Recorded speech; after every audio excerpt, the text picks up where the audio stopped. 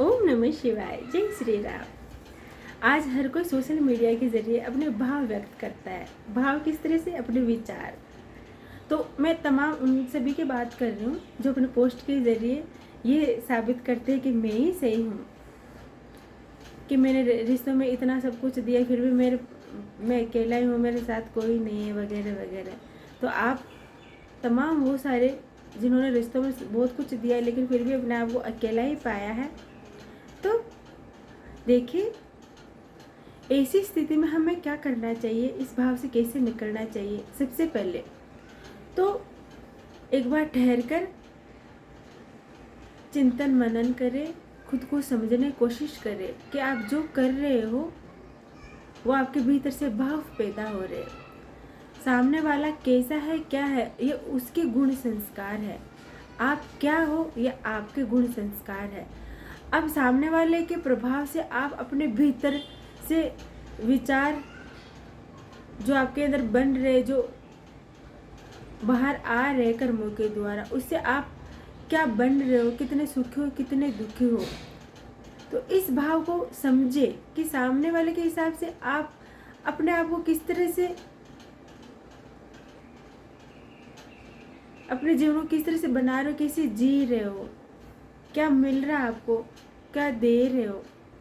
तो ये भाव हमारे हुए ना, हमारे भीतर से निकले, हमारे विचार हुए, तो उसका प्रभाव हमारे भीतर ही होता है, उसका असर हम पर ही होता है।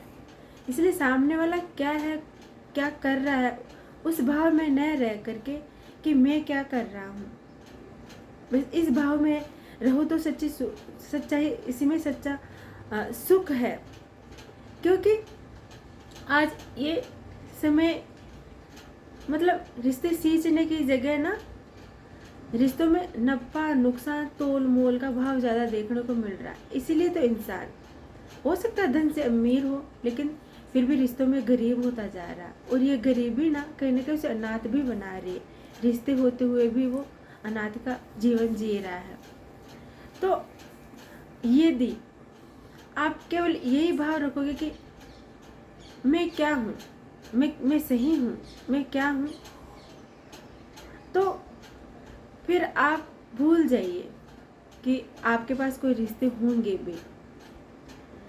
यदि इंसान अपने गुण संस्कार से रिश्तों को सींचे ना, तो ज़रूरी नहीं कि खून के रिश्ते ही आपका साथ निभाए। आपके द्वारा बना हुए अनेकों, एक से अनेक रिश्ते बनते। आप एक हो, आप अनेक रिश्ते बना लोगे तो आपको हर स्थिति में वो उभार ही देंगे।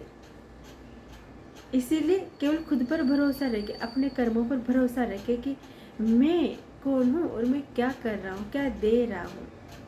रिश्तों में नफा नुकसान कभी नहीं देखना चाहिए कि इस तरीके से तोल मोल करते हैं ना सामान लाने में, कि उसी अनुसार रिश्तों में भी तोल मोल यदि आप कर रहे हो तो कभी नहीं करना चाहिए कि मुझे जितना मिला मैं उतना ही दूँ, मेरे साथ जो व्यवहार हुआ मैं भी वही व्यवहार करूँ। फिर तो आप भूल ही जाइए।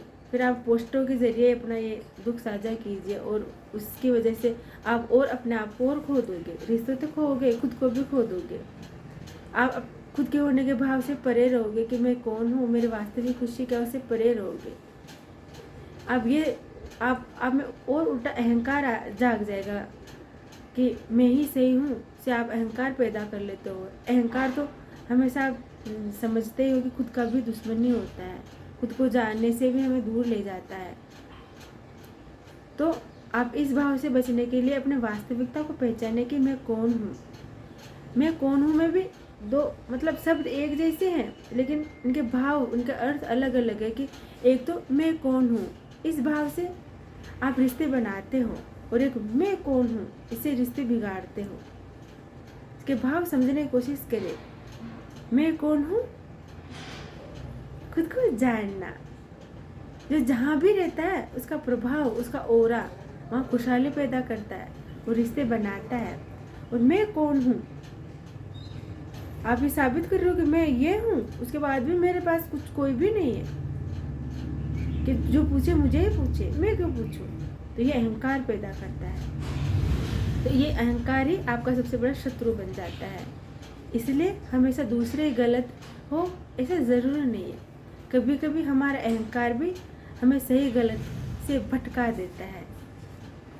और आप ये बात तो भली बातें जानते हो, समझदार हो कि रिश्ते हमेशा सींचने से बनते हैं। जिस प्रकार एक माली अपने बगिया को कैसे सींचता है, समय समय पर पानी देता है, खाद देता है, तभी तो उसकी बगिया हरी भरी रहती है, खुशहाल रहती है। हमें भी फूल फल सब कुछ देती है, छाया। उसी प्रकार यदि हम भी अपने रिश्तों में गुण संस्कार भरे, सबसे ज़रूरी प्रेम दे, उनका विश्वास जीते, तो फिर देखिए आपकी बगिया भी कितनी हरी भरी रहती है। आपके चारों तरफ फलों से लदी बगिया आपके लिए, जो हमेशा सुख हो चाहे दुख हमारे साथ होती है। फिर ये किसी पोस्ट की ज़रूरत नहीं पड़ती है हमें। हम हमेशा हर समय में खुश रहते, चाहे सुख हो चाहे दुख हो। याद रखें। ओम नमः शिवाय। जय श्री राम।